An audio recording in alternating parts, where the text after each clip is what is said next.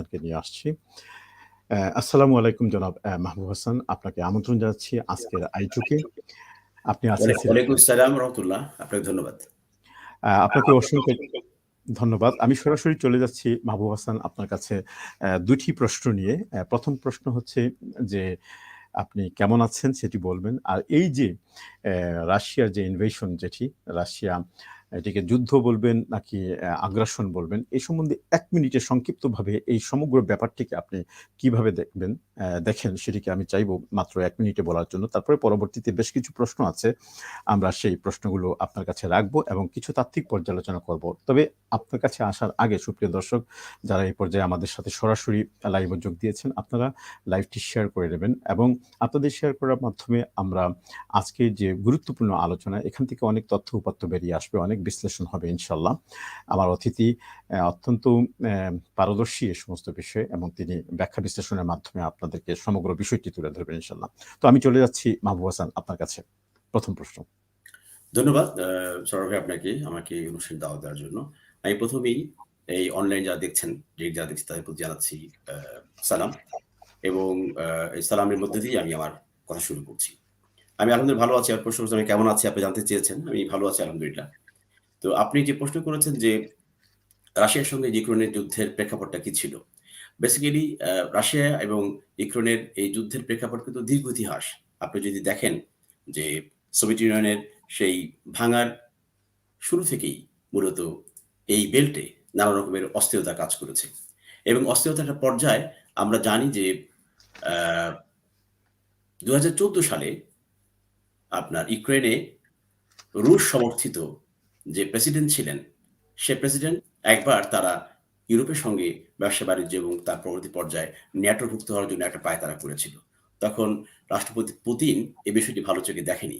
যা দেখার কারণে তখন তৎকালীন রাষ্ট্রপতি এই ইউরোপের সঙ্গে যে সম্পর্ক গড়ে উঠেছিল, সেই সম্পর্ক ভেঙে দিয়ে তিনি ফিরে যান। তখন গোটা ইউক্রেনে এক ধরনের আ জন অসন্তোষ শুরু হয় এবং একটা পর্যায়ে রুশপন্থী এ রাষ্ট্রপতি পদত্যাগ করতে বাধ্য হয় এবং আ এটা তখন পুতিন মনে করেছিল এবং তার কাছে তথ্য ছিল যে এর পেছনেও পশ্চিমা শক্তি এবং আমেরিকার হাত ছিল। এ থেকেই মূলত সংঘাতের মানে যে ইউক্রেনের সঙ্গে একটা সম্পর্কহীনতার দিকে যাচ্ছিল। একটা যে মনে রাখবেন সরল ভাই, ইউক্রেন এবং রাশিয়ার এই অবস্থানটা কিন্তু মানে রাশিয়ার একটা অংশ ইউক্রেন ছিল সোভিয়েত ইউনিয়নের সময়। কিন্তু এর পরবর্তী পর্যায়ে যখন আ স্বাধীনতা দেওয়া হয় এই ৯০ এর পরে ৯১ সালে। কিন্তু তারপর থেকে ইউক্রেন কিন্তু রাশিয়ার সঙ্গে ভালো সম্পর্ক তারা ঠিকমতো রাখেনি। তারা চেষ্টা করেছে ইউরোপীয় ইউনিয়নের সাথে একটা সম্পর্ক বিল্ড আপ করার জন্য এবং ন্যাটোভুক্ত হওয়ার জন্য। আপনি জানেন যে ইউক্রেনে ২ টি গোষ্ঠী অবস্থান করছে। একটা রুশপন্থী এবং একটা হচ্ছে যারা চাচ্ছে আ রাশিয়ার সঙ্গে সম্পর্ক বিল্ড আপ রেখে তারা চলতে যাচ্ছে। কারণ তারা তাদের ভাষাও কিন্তু রুশ। বেশিরভাগ তাদের কৃষ্টি, কালচার সব। এ কারণে নানাবিধ কারণেই মূলত আ পুতিন তাদের উপর রুষ্ট ছিল এবং একটা পর্যায়ে আপনার দেখা গেছে যে এই ইদানিং যেটা হয়েছিল যে তারা সৈন্য সমাবেশ সেখানে ঘটিয়েছে। তারপরে মার্কিন প্রশাসন তাদের উস্কি দিয়েছে, ইংল্যান্ড উস্কি দিয়েছে। কিন্তু একটা পর্যায়ে যখন দেখল যে রাশিয়ান তাদের যেই আ সিকিউরিটি বিঘ্নিত হবে তারা মনে করেছিল। এই মনে করার কারণেই মূলত আ তারা বাধ্য হয়েছে এই ইউক্রেনে ঢুকতে। আমি এই ঢোকাকে কোনো যুদ্ধ মনে করি না। এমনকি আমি অনুপ্রবেশ মনে করি না। আমি মনে করি যে রাশিয়ার যে অতীত যেই সীমানা, সেই সীমানায় তারা প্রবেশ করেছে। ধন্যবাদ মাহবুব হাসান। আপনি শেষে যে কথাটি বলেছেন যে আপনি মনে করেন যে রাশিয়া তার যে অতীত যে সীমা ছিল সেই সীমানায় তারা প্রবেশ করেছে। এখানে আমি একটি বিষয় একটু আপনাকে স্মরণ করিয়ে দিচ্ছি। আপনি জানেন যে গত সোমবার যুদ্ধ শুরু হওয়ার ৩ দিন আগে সেখানে ভ্লাদিমির পুতিনের একটি ছিল, টেলিভিশন সাক্ষাৎকার ছিল।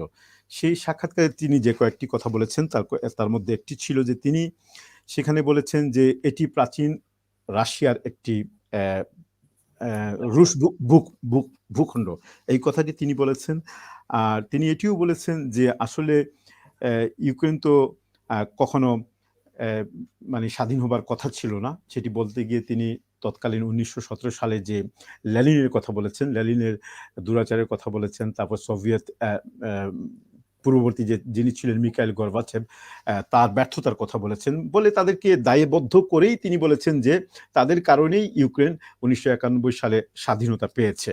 তো এটি তিনি পরিষ্কার করে বলেই দিয়েছেন যে আসলে ইউক্রেন তো কোনো রাষ্ট্রই না। এই যে কথাটি তিনি বলেছেন, একটি রাষ্ট্র স্বাধীন হয়ে গেছে, প্রায় 30-32টি বছর কেটে গেছে।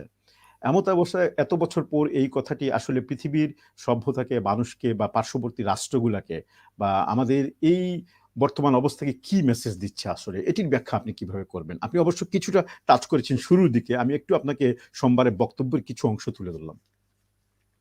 ধন্যবাদ সরোয়ার ভাই। আপনি দেখবেন যে ভ্লাদিমির পুতিন যে কথাগুলি বলেছেন, আপনার সোভিয়েত ইউনিয়ন যখন ভেঙে যায়, তখন পুতিন জি, ছিল কিন্তু জার্মানিতে জি, এবং তখন তিনি দেখেছেন পশ্চিমাদের আচরণ। তিনি দেখেছেন পশ্চিমাদের ষড়যন্ত্র। কি করে একটা ইউনিয়ন, একটা বিশাল শক্তি ভেঙে যেতে পারে, সেটা সে দেখেছেন। এবং তার পরের পর্যায়ে সে তো কেজিবি প্রধান ছিলেন, গোয়েন্দা প্রধান ছিলেন, যে কারণে তার কাছে অনেক তথ্য ছিল। বিষয় হচ্ছে যে ৩০ বছর আগে একটা রাষ্ট্র স্বাধীন হয়ে গেছে, এটা যেমন সত্য। পাশাপাশি মনে রাখতে হবে যে রাশিয়া তো আ এই স্বাধীনতা দিয়েছে, শুধু স্বাধীনতা দেয়নি। আপনি ইউক্রেনকে শুধুমাত্র যে ইন্ডিপেন্ডেন্স দিয়েছে তা না। ইউক্রেনকে দাঁড়িয়ে যাওয়ার জন্য, সমস্ত শক্তি মোকাবেলা করার জন্য, ডেভেলপমেন্টের জন্য টোটাল সহযোগিতা করেছে রাশিয়া। কিন্তু তার পরিবর্তে কি করেছে ইউক্রেন? ইউক্রেন ইউক্রেনের মানে যারা ক্ষমতায় ছিলেন, তারা পশ্চিমা শক্তির ষড়যন্ত্রের মধ্যে পড়েছেন। তাদের ক্রীড়ানক হয়েছেন। এই তথ্যগুলো যখন তাদের কাছে গিয়েছে, তখন তারা মনে করেছে যে না, রাশিয়া মনে করে ইউক্রেন হচ্ছে তাদের পিছনের বারান্দা। এখন পিছনের বারান্দা যদি তার শত্রু এসে যদি বাসা বাঁধে এবং তার সিকিউরিটিকে চ্যালেঞ্জ করে দেয়, তখন তো স্বাভাবিকভাবেই সেই স্বাধীনতা দেওয়ার যে রাষ্ট্রটাকে তারা মনে করবে যে সেটা তাদের জন্য হুমকি স্বরূপ। এই হুমকির কারণেই মূলত রাশিয়া এই আজকের যে সিচুয়েশনটা সৃষ্টি হয়েছে, এটা করতে বাধ্য হয়েছে। আপনি জানেন তাহলে তাহলে যে এখানে একটি প্রশ্ন, আমি একটি সম্পূরক প্রশ্ন আপনাকে রাখতে চাই। সেটি হচ্ছে যে একটি স্বাধীন, সার্বভৌম এবং জাতিসংঘ থেকে স্বীকৃতিপ্রাপ্ত বর্তমান সভ্য এই একবিংশ শতাব্দীতে এসে যে দেশটি স্বাধীন হলো, এমনি একটি দেশ হঠাৎ করে তাদের পুরনো শক্তি বা দাবিদার যারা, তারা এইভাবে হঠাৎ করে নিয়ে যাবে, এটি কি পৃথিবীর অন্যান্য এই ধরনের অন্য কোনো রাষ্ট্রের জন্য বা যেমন ধরেন আমরা বাংলাদেশের অধিবাসী, আমাদের চারপাশে আরেকটি দেশ চতুর্দিক দিয়ে ঘিরে আছে, তাহলে কি আমাদের নিজের স্বাধীনতা, সার্বভৌমত্ব সেক্ষেত্রে কি হুমকির পথে? এই প্রশ্নের জবাব কি দেবেন? আর সেই সাথে এটিও আমি পরিপূরক হিসেবে আপনাকে প্রশ্ন করতে চাচ্ছি, তাহলে কি এই কারণেই 2014 সালে ক্রাইমিয়া দখল করে নিয়েছিল সোভিয়েত রাশিয়া? ক্রিমিয়া দখলটার বিষয়টা ছিল ভিন্ন একটা ব্যাপার ছিল। যখন ওই সময় আ টোটাল ক্রিমিয়াতে ইউক্রেনে যখন ঝামেলা হচ্ছিল, জি, আপনার তৎকালীন রাষ্ট্রপতিকে নিয়ে, তখন কিন্তু রাশিয়া বুঝে ফেলেছিল যে একটা মেসেজ দিচ্ছে পশ্চিমা শক্তি এর মধ্য দিয়ে, যে তারা রাশিয়াকে আল্টিমেটলি ঘিরে ফেলছে চারিদিক থেকে এবং রাশিয়াকে তারা দুর্বল করে ফেলছে। এটা কিন্তু রাশিয়ান মানে টোটাল যারা রাশিয়াকে চালায় তারা বুঝতে পেরেছে এবং ভ্লাদিমির পুতিন বুঝতে পেরেছিল। এই বুঝার কারণেই মূলত আপনার তারা ক্রিমিয়াটা তো, আপনি জানেন যে রাশিয়ার কিন্তু বড় ধরনের আ এই মানে সারা বছর পরিচালনা করার মতো কোনো কিন্তু আ পোর্ট বন্দর নেই। ক্রিমিয়া কিন্তু একটা বিশাল বন্দর। যে বন্দরে তাদের প্রয়োজন ছিল। এবং এই ক্রিমিয়াও কিন্তু বেসিক্যালি রাশিয়ার অংশ। আপনি জানেন যে ক্রুজদের সম্ভবত এই ক্রিমিয়াকে দিয়ে দিয়েছিল ইউক্রেনের কাছে এবং এটাও কিন্তু রাশিয়ার একটা অংশ। এবং যখন ওই অসন্তোষ হলো, যখন রাশিয়ার কাছে টোটাল তথ্য চলে গেল যে না, এই ক্রিমিয়াও আজকে অ্যা পশ্চিমা শাসক গোষ্ঠীর কাছে মানে জিম্মি হয়ে যাবে। সে কারণেই মূলত তারা ক্রিমিয়াকে দখল করে নিয়েছে। কিন্তু ক্রিমিয়াকে দখল করে নেওয়ার পর কিন্তু তারা কিন্তু ভ্লাদিমির পুতিন কিন্তু কিছুই বলেনি। তারা কিন্তু মোটামুটি ইউক্রেনকে মানে তারা সহাবস্থান হিসাবে তারা যাচ্ছিল।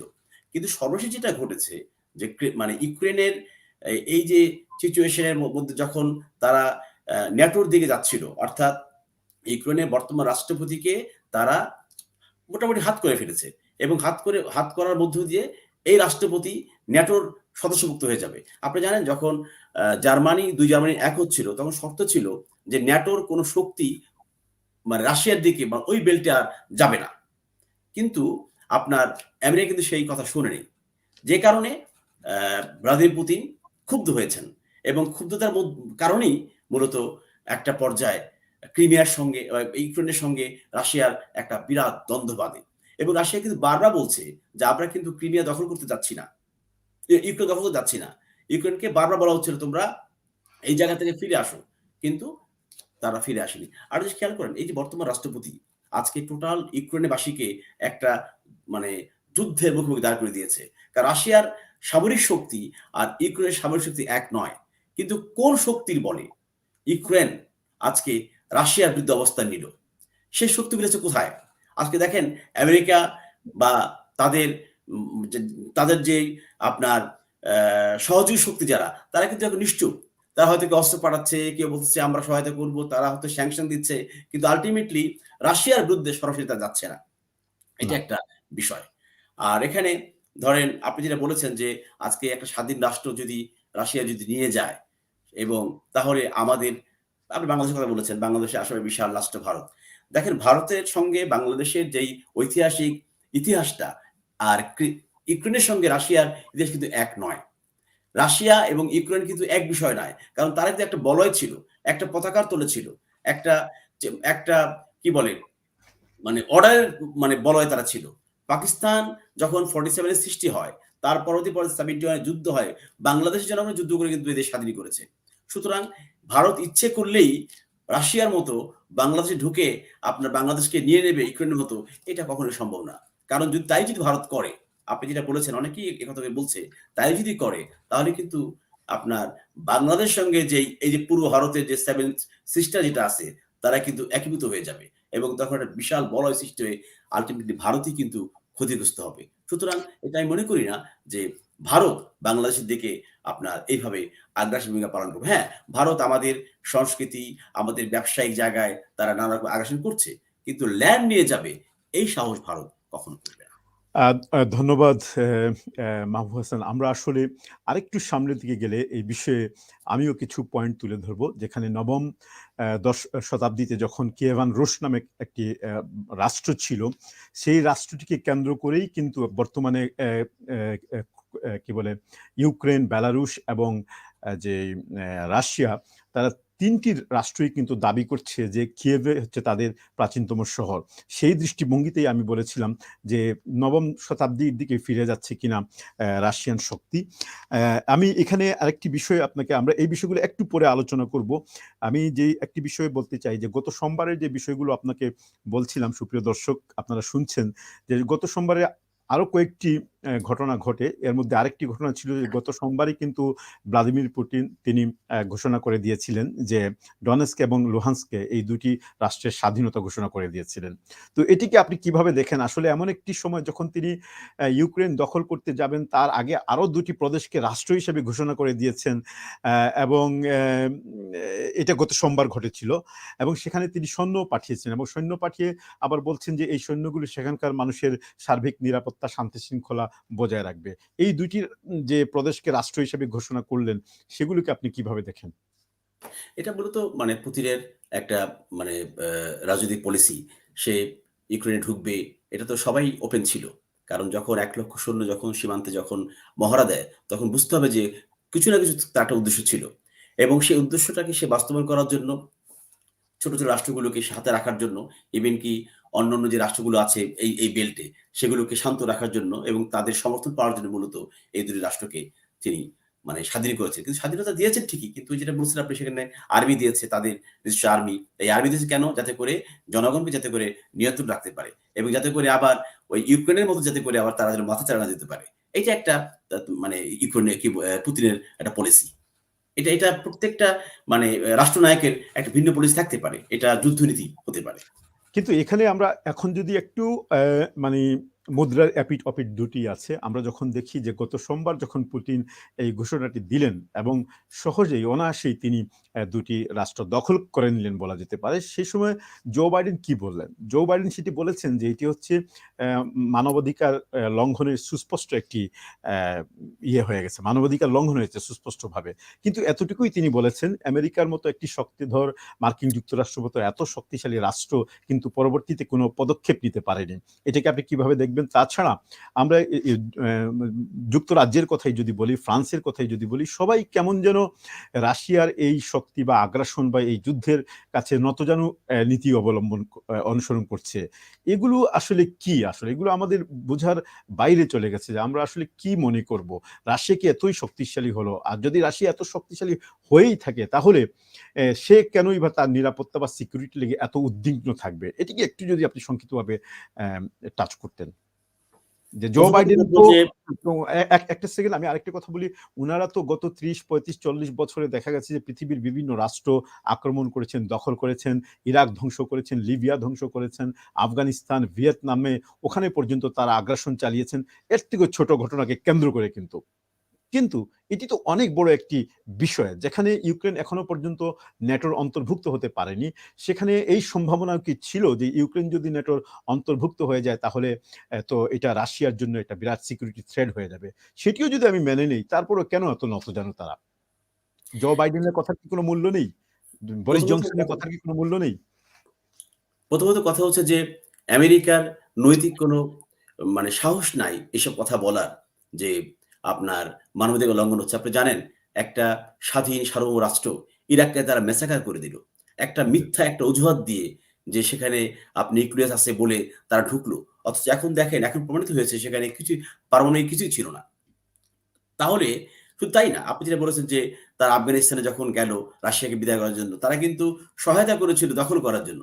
এটা তো প্রণীত হয়েছে। সুতরাং আমেরিকা সারা পৃথিবীতে তারা মানে অ্যা শুধুমাত্র প্রবেশই করে নাই রাষ্ট্রগুলোতে, সেই রাষ্ট্রগুলো ধ্বংস করে দিয়েছে রীতিমতো।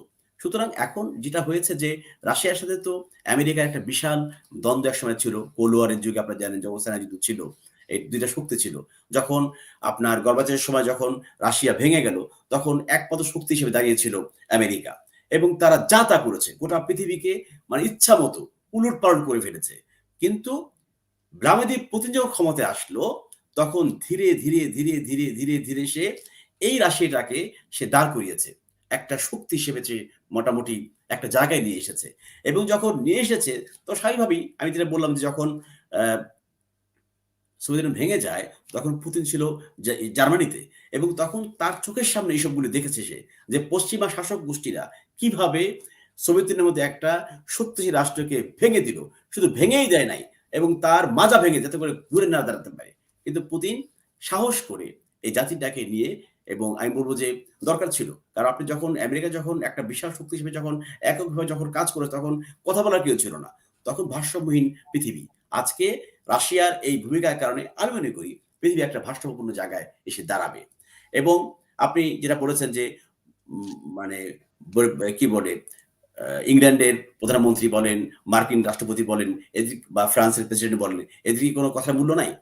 আসলে কি প্রত্যেকটা রাষ্ট্রই তারা জুলুম করেছে। এবং রাশিয়াও জুলুম করেছে। রাশিয়া জুলুম করার কথা ঠিক নয়। কিন্তু গত ৩০ বছর রাশিয়া তো চুপ ছিল। নানা রকমের মানে সংঘাত, নানা রকমের অবরোধ, নানা রকমের অর্থনৈতিক অসহযোগিতা, নানা রকমের ষড়যন্ত্রের মধ্যে রাশিয়া কিন্তু টিকে ছিল। সর্বশেষ যেটা ঘটেছে, আপনি জানেন যে মার্কিন যুক্তরাষ্ট্র ফ্রান্সকে গোপন করে যে অস্ত্র কিনল। সুতরাং তো এখন এক বাক্যে তারা কথা বলতে পারে না। কদিন আগের কথা যে আমেরিকার সাথে যে সম্পর্ক অবনতি হয়েছে ফ্রান্সের। কথা বলতে আর জার্মানের আপনি জানেন যে জার্মান 60% গ্যাস, রাশিয়ান গ্যাস। না, আমি জার্মান আমি আমি আমি আমি এখানে আপনার সাথে জার্মানির কথা প্রসঙ্গ যখন চলেই আসছে, আমি আরেকটি প্রশ্ন ছুড়ে দিই আপনার উপর, তাইলে আপনার কথা বলতে সুবিধা হবে এবং একই জবাবে সব অনেকগুলা বিষয় চলে আসবে। সেখানে আমরা তার আগে আমি সুপ্রিয় দর্শক যারা এই পর্যায়ে আমাদের সাথে সরাসরি লাইভে যুক্ত হয়েছেন, আপনাদের সকলের অবগতির জন্য জানাচ্ছি। আজ আমরা কথা বলছি ইউক্রেন এবং রাশিয়া ক্রাইসিস নিয়ে। আমার সাথে আজকে সরাসরি আমন্ত্রিত হয়ে এসেছেন ফ্রান্স প্রবাসী বিশিষ্ট মানবাধিকার কর্মী এবং সাংবাদিক জনাব মোহাম্মদ মাহবুব হোসেন। তিনি অনেক কষ্ট করে আমাদেরকে সময় দিয়েছেন। আমি সকলকে অনুরোধ করব আপনারা আমাদের এই লাইভটি আজকে শেয়ার করে নেবেন। আর আপনাদের কোনো সুচিন্তিত মতামত বা কোনো প্রশ্ন থাকলে বা এই বিষয়ে যদি আপনারা জানতে চান বা আপনাদের কোনো তথ্য থাকে, সেটিও আমাদের কমেন্টস বক্সে লিখে আপনি জানাতে পারেন। আমি যে কথাটি আপনাকে আরেকটি প্রশ্ন দিতে চাই, সেটি হচ্ছে যে ইউক্রেনের এই সমস্যা নিয়ে যখন জার্মানির কথাটা চলে এসছে, আমরা জানি যে রাশিয়ার গ্যাস হচ্ছে সবচেয়ে গুরুত্বপূর্ণ একটি প্রোডাক্ট। এই গ্যাসের উপর কিন্তু রাশিয়ার অভ্যন্তরে এবং আশপাশে যেমন ল্যাটভিয়া বলেন, স্লোভাকিয়া বলেন, এই ধরনের অনেকগুলো দেশ কিন্তু শতভাগ আপনার নির্ভরশীল হয়ে আছে এই গ্যাসের উপরে। এমত অবস্থায় জার্মানির যেটি আপনি বলতে যাচ্ছেন যে কি একটি পাইপলাইনের মাধ্যমে, সেখানে আমার প্রশ্ন হচ্ছে যে ন্যাটো সংক্রান্ত প্রশ্ন হচ্ছে যে ন্যাটো কি আসলেই ঐক্যবদ্ধ আছে কিনা, কারণ জার্মান তো হচ্ছে নেটোর অন্তর্ভুক্ত একটি দেশ, কিন্তু দেখা গেল যে জার্মান অস্ত্র বা যুদ্ধের কোনো সামগ্রী পাঠাতে সেখানে অনীহা প্রকাশ করলো। ন্যাটোর সাথে যদি তার এত ভালো একটা সম্পর্ক থাকতো তাহলে তো সে সবার সাথে মানে যুদ্ধের অস্ত্র পাঠাতে পারতো, সেটা না করে তারা মেডিকেল দেবে বলে জানিয়েছে। এই বিষয়টি একটু টাচ করবেন। আর যদি গ্যাসের বিষয়টি যখন চলে আসলো যে এই যুদ্ধটি যদি ক্রমাগত থাকে, কন্টিনিউ হয়, তাহলে গ্যাস সংকটে পৃথিবী পড়বে কিনা, বা আমাদের বাংলাদেশ সহ পার্শ্ববর্তী রাষ্ট্রগুলা এগুলা কিভাবে এফেক্টেড হবে, এবং রাশিয়ার অভ্যন্তরে এবং ইস্টার্ন ইউরোপের কান্ট্রিগুলা যেগুলা শতভাগ রাশিয়ার গ্যাসের উপরে নির্ভরশীল, এই বিষয়গুলো একটু টাচ করবেন। আমি একসাথে অনেকগুলো প্রশ্ন করে ফেললাম আপনাকে। ধন্যবাদ সরোর ভাই। নিশ্চয়ই আপনি যেটা বলেছেন যে আপনি জানেন যে ইউক্রেন হচ্ছে মানে রাশিয়ার এটাকে কি বলবো প্রবেশদ্বার। রাশিয়ার প্রবেশদ্বার তো এই তো বলি যে রাশিয়ার যতগুলি গ্যাস লাইন ইন্টারন্যাশনালি গিয়ে সবগুলো ইউক্রেনের মধ্যে দিয়ে গিয়েছে। আজকে জার্মান প্রায় 60% গ্যাস রাশিয়া থেকে ইম্পোর্ট করে। আজকে যদি ক্ষতিগ্রস্ত হয় এই গ্যাস লাইন অথবা যদি সরবরাহ ক্ষতিগ্রস্ত হয় যুদ্ধের কারণে, তাহলে জার্মানি কিন্তু অনেক ক্ষতিগ্রস্ত হবে। অর্থনৈতিকভাবে তারা অনেক মানে ভেঙে পড়বে। সেজন্য দেখেন জার্মানির কোনো মানে পলিটিক্যাল পারসন কিংবা বুদ্ধিজীবীরা কিন্তু কোনো কথা বলছে না। শুধু তাই না, আপনি বলছেন ন্যাটোভুক্ত রাষ্ট্র। এখানে তো আপনার তুরস্ক তো ন্যাটোভুক্ত রাষ্ট্র। তুরস্ক তো কোনো মানে এভাবে কথা বলছে। বরং তুরস্ক মার্কিন স্যাংশনের বিরুদ্ধে কথা বলেছে। এবং শুধু তাই না, আজকে চায়নার কথা বলা হয়। সেখানে চায়নাও কিন্তু রীতিমতো এই বিষয়ে কিন্তু খুব শক্ত ভূমিকা পালন করে। চায়না কিন্তু বলতে রাজি না যে রাশিয়া যে এখানে প্রবেশ করেছে আপনার ইউক্রেনে, এটা যুদ্ধ বা কি বলে? এটা অকুপাইড হিসেবে তারা চিহ্নিত করতেছে না। তার মানে এটা তো বাস্তব সত্য যে যেহেতু এখানে দ্বিধাবিভক্ত হয়ে গেছে, খণ্ডিত একটা মানে আলোচনা হচ্ছে সারা পৃথিবীতে। সুতরাং এখানে আজকে যদি রাশিয়ার যদি আজকে এই গ্যাস লাইনগুলো যদি ক্ষতিগ্রস্ত হয়, তাহলে দেখেন লাটভিয়া বলেন, এস্তোনিয়া বলেন, ছোট রাষ্ট্রগুলো বলেন, যারা 100% গ্যাস গ্রহণ করে এবং গ্যাসের মানে উপরে বেস করে কিন্তু তাদের উৎপন্ন এগুলো হয়। সেক্ষেত্রে তো অবশ্যই গোটা পৃথিবী একটা মানে অর্থনৈতিক ধস নেমে আসবে। আপনি যতই স্যাংশন দেখ, সুইট বন্ধ করে দেখ, কিন্তু রাশিয়ার ভ্লাদিমির পুতিন কি আপনি বুঝে শুনে কি এটা করেনি? আপনি একটা প্ল্যানিং করেছে। সে কি জানে না যে এটা করলে কি হবে, পাল্টা কি হবে? সুতরাং রাশিয়া কিন্তু ওইভাবে কিন্তু সে প্ল্যানিং করে রাস্তায় নেমেছে। এখন ধরেন আমাদের কি হবে? আজকে ধরেন বাংলাদেশে যে রূপপুরে যে আমাদের যে পারমাণবিক চুল্লি, সেখানে রাশিয়ার সহায়তায় সেখানে মানে আপনার কাজ করা, সেখানে কিন্তু কয়েকটা ব্যাংকের সুইপ তারা বন্ধ করে দিয়েছে।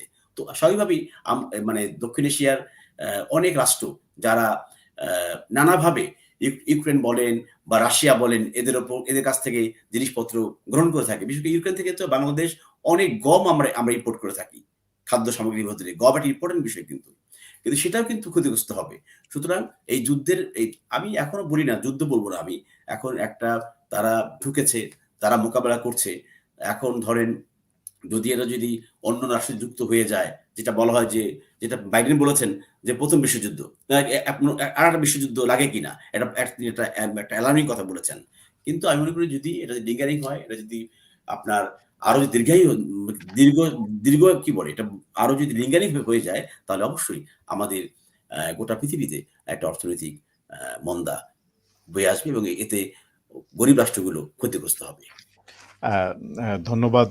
চমৎকার আপনি বলেছেন। তবে যখন আপনি বাংলাদেশের কথাটি বলছিলেন, আমি গতকাল একটি ইয়ে সংবাদের মধ্যে দেখলাম যে রাশিয়ার যে গম, ভুট্টা বা ইক্ষু যেগুলো আছে, এগুলো সাধারণত ভারতের যে সমস্ত ব্যবসায়ীরা আছেন তাদের সাথে সরাসরি রাশিয়ার একটি সম্পৃক্ততা বা বাণিজ্যিক একটি লেনদেন রয়েছে। সেক্ষেত্রে ঠিকই আপনি বলেছেন যে যদি রাশিয়াতে এই যুদ্ধটি দীর্ঘ সময় পর্যন্ত চলতে থাকে, তাহলে সেই ক্ষেত্রে আমাদের সাউথ ইস্ট এশিয়ান জনপদগুলো আমরা কিন্তু ইভেন বাংলাদেশ পর্যন্ত আমরা কিন্তু বেশিরভাগই আটা এবং রুটির উপর নির্ভরশীল। এমত অবস্থায় এগুলোর দাম বেড়ে যেতে পারে, পেট্রোলের দাম বেড়ে যেতে পারে। বেড়ে যেতে পারে কি ইতিমধ্যে আমি অনেক গতকাল বেড়ে গেছে। বেড়ে গেছে। ইংল্যান্ডেও আমি $১০০ বেড়ে গেছে। জি, ইংল্যান্ডও এখানে বেড়ে গেছে। তো আমি একটু পরবর্তী টপিকে যাওয়ার আগে আমরা একটু ঐতিহাসিক দিকগুলো একটু চিন্তা ভাবনা করব। আমি আজকে যে বাংলাদেশের যে পত্রিকাগুলো এগুলোর একটু হেডলাইন গুলো শুধুমাত্র আপনাকে বলবো। যদি আপনার এই থেকে কিছু বলার থাকে। ২-১ টা হেডলাইন খুবই ফানি আছে। তবে আমি একটু হেডলাইন গুলো পড়ার চেষ্টা করছি। দৈনিক ইত্তেফাকের যেটি অনলাইন ভার্সন যেটি সেখানে লেখা হয়েছে হেডলাইনে যে ফরাসি নাগরিকদের দ্রুত রাশিয়া ত্যাগের নির্দেশ, অর্থাৎ ফ্রান্সের নাগরিকদের। এটি গতকালকে এই নির্দেশটি এসেছে। ২ নম্বর হচ্ছে কৌশলী পুতিনের কাছে ধরাশায়ী পশ্চিমা বিশ্ব। এই জিনিসটা পয়েন্ট টু বি নোটেড। আমি আপনার থেকে আরেকটু, আপনি ইতিমধ্যে তার মানে যে মেধা প্রজ্ঞার কথা এটি অনেকটা তুলে ধরেছেন। এটি আজকের ইত্তেফাকের হেডলাইন। আমি ২ টি হেডলাইনই বললাম। ৩ নম্বর হেডলাইন ওই ইত্তেফাকে আরেকটা জিনিস লিখেছে যে রুশ সৈন্যরা পুরো কিয়েভ শহরটি ঘিরে রেখেছে, বের হওয়ার পথ অবরুদ্ধ। এই হচ্ছে আজকের ইত্তেফাকের হেডলাইন। মানবজমিনে যেটি হেডলাইন করেছে সেটি একটু শুনবেন, একটু লিখে নিবেন। সেখানে তারা লিখেছে হিটলার থেকে পুটলার। খুবই একটু ব্যতিক্রমধর্মী এবং জানি না এটি মানানসই নাকি বেমানান, সেটি আপনি বলবেন। যে হিটলার থেকে, আমি পুরো আর্টিকেলটা পড়েছি, আপনি জানি না এটি পড়েছেন কিনা। তো হিটলার থেকে পুটলার এটি হচ্ছে একটি। দ্বিতীয় যেটি তারা হেডলাইন দিয়েছে, রাশিয়ার উপর নিষেধাজ্ঞা ক্ষতির আশঙ্কায় বাংলাদেশ, যেটি আমরা কিছুক্ষণ আগে ইতিমধ্যে কথা বললাম। দৈনিক সংগ্রাম যেটি বলছে যে কিয়েভ ও খার্কিকেও তুমুল লড়াই, যেটা আমরা সর্বশেষ গতকালকেও জেনেছি, এবং কি পর্যন্ত সেখানকার দখলদারীদের হাতে গিয়েছে সেটি আমাদের অজানা। এবং ইউক্রেনের এই পর্যন্ত ৪টি শহর, যেটি মানবজমিতে সুস্পষ্টভাবে বলা হয়েছে যে ৪টি শহর তাদের দখলে। আসলে কি তাদের দখলে নাকি আংশিক দখলে সেটি বোঝা যাচ্ছে না, তবে সংবাদের ভাষা বলছে যে ৪টি শহর সম্পূর্ণরূপে দখল হয়ে গেছে। আর বিবিসি বাংলাতে লিখেছে যে রাশিয়ার আক্রমণ কি পরিকল্পিতভাবে এগুচ্ছে। এই একটি কিন্তু খুবই রহস্যজনক একটি হেডলাইন, যেখানে বলা হচ্ছে যে তাহলে পরিকল্পনাটা কি? এটি কি আমরা যে কথাগুলো আগে বলে আসলাম, আপনি যে কথাগুলো বললেন এগুলোই, নাকি এর বাইরে কোনো কিছু আছে সেটি? এবং সর্বশেষ যুগান্তরের যে হেডলাইন সেটি হচ্ছে যে ইউক্রেন অভিযানের বিরুদ্ধে রাশিয়া জুড়ে বিক্ষোভ, গ্রেফতার ৯ শতাধিক। এটি আমি আজ সকালে যুগান্তরে plus BBC Bangla, Al Jazeera সহ বিভিন্ন সংবাদে দেখেছি, যেটি আমরা কিছুক্ষণ আগেও কথা বলেছি যে রাশিয়ার সাহিত্য সংস্কৃতি, তাদের যে ভাষাগত এবং সবকিছুর সাথে ইউক্রেনের মানুষের একটি মিল রয়েছে। এবং রাশিয়াতে সম্ভবত ইউক্রেনের মধ্যে প্রায় 40-50% মানুষ রুশ ভাষায় কথা বলে। তো বেশিরভাগ। এই যে আমি আপনাকে ইচ্ছে করেই আপনাকে হেডলাইনগুলো দিলাম। কেন দিলাম? যে আমি জানি এগুলোর উপরে আপনি একটু টাচ করবেন। এবং আরেকটি সর্বশেষ হচ্ছে এটি যুগান্তরে বলেছে যে যুক্তরাষ্ট্রের মানে আমরা আলোচনায় প্রস্তুত, আত্মসমর্পণ নয় যুক্তরাষ্ট্রে ইউক্রেনের রাষ্ট্রদূত তিনি বলেছেন। ইউক্রেনের রাষ্ট্রদূত একদিক দিয়ে আমরা দেখতে পাচ্ছি এখানে বেলারুশে বৈঠক হচ্ছে বা হতে যাচ্ছে, অন্যদিকে তিনি এই কথা গতকাল বলেছেন। এটি কতটুকু নিউজগুলো আমরা অথেন্টিক মনে করতে পারি, এগুলো একটু ব্যাখ্যা দিবেন প্লিজ। ধন্যবাদ আপনাকে। ধন্যবাদ সর ভাই। আসলে আমি আমার এক বন্ধু হুম, বাংলাদেশ সিনিয়র সাংবাদিক। উনি একটা ফেসবুকে গত পরশুদিন ট্রাই করেছেন যে হুম, ইউক্রেন এবং রাশিয়ার যে আজকে যে সিচুয়েশন, এই সিচুয়েশনে যে ছবিগুলি যাচ্ছে বা ভিডিও যাচ্ছে, এগুলো মেক্সিমাম ফেক এবং তথ্যগুলো মনে হয় যে সেই ইরাক যুদ্ধের মতো। এই হুম। চলে আসলো, এই ছেড়ে দিল, এই চলে যাবে। ব্যাপারটা এমন এমন আরকি। তবে সবচাইতে যেটা ভালো নিউজ করেছে বিবিসি যে পরিকল্পিত। আমি গতকালকে বিবিসির একটা আমি চাইবো এটা একটা ভালো ব্যাখ্যা আপনি দিবেন প্লিজ। এটা আমাকে খুবই মানে উদ্বিগ্ন করেছে। অনেকটা মানে আমাকে, আমি মিস্টেরিয়াস ভাবছি এটাকে। নিশ্চয়ই পরিকল্পিত। কারণ আপনি দেখেন গত ৫০০ বছর, জি। গত ৫০০ বছর রাশিয়া কিন্তু নানাভাবে কিন্তু আপনার সমতল যে বেল্ট থেকে বেশি আক্রমণের শিকার হইছে। তার মানে ৫০০ বছরের একটা অভিজ্ঞতা তাদের আছে। এবং ধীরে যে তারা যখন আপনার ইউনিয়ন করল এই সমস্ত রাষ্ট্রগুলোকে নিয়ে এবং তার পরবর্তীতে যখন ভেঙে গেল, এই সমস্ত যে আপনার একটা যে বলব যে অভিজ্ঞতা, এই অভিজ্ঞতার কাজে লাগিয়ে যখন তারা দেখল যে তাদের চিরশত্রু মার্কিন মুল্লুক, তারা একটা বলয় সৃষ্টি করে ন্যাটোর মাধ্যমে আপনার ইউক্রেনে একটা সামরিক ঘাঁটি দ্বারা মানে গড়বে। এবার পায়তারা যখন করল, এটা যখন তারা বুঝলো, তখন তারা স্বাভাবিকভাবেই তারা ধীরে, ধীরে পরিকল্পনা নিতে লাগলো। এবং আমি যেটা বলছি অ্যালার্মিং যেটা হচ্ছে ২০১৪ সালে যেটা ঘটেছিল ইউক্রেনে, তখন থেকেই কিন্তু মূলত তারা পরিকল্পনার একটা বলয় তারা সৃষ্টি করছে। কারণ তখন রুশ সমর্থিত রাষ্ট্রপতি যখন চলে গেল এবং এর হুম, পিছনে কিন্তু পশ্চিমা গোষ্ঠীর একটা হস্তক্ষেপ ছিল, হাত ছিল। কারণ পুতিনের কথা বলতে সে সরে গেল। আপনার কি বলে? ইউরোপের সাথে সে আর ব্যবসা-বাণিজ্য করবে না বলে সরে গেল। তখন কি করল? জনগণকে খেপাই দিল। এবং খেপিয়ে দিয়ে তাকে বাধ্য করল পদত্যাগ করতে। তখন থেকে মূলত পুতিনের একটা পরিকল্পনা ছিল যে না, তারা একটা আ শক্ত ভূমিকা সেখানে পালন করবে। কিন্তু যখন এটা গোয়েন্দার মাধ্যমে যখন মানে মার্কিন প্রশাসন জানতে পারল বা অন্যরা জানতে পারল, আরো জানতে পারল, তখন তারাও নানাভাবে আপনার বর্তমান রাষ্ট্রপতিকে উস্কে দিল। কারণ মনে রাখবেন যে বর্তমান রাষ্ট্রপতি সে তো আসলে পলিটিক্যাল ব্যক্তি না।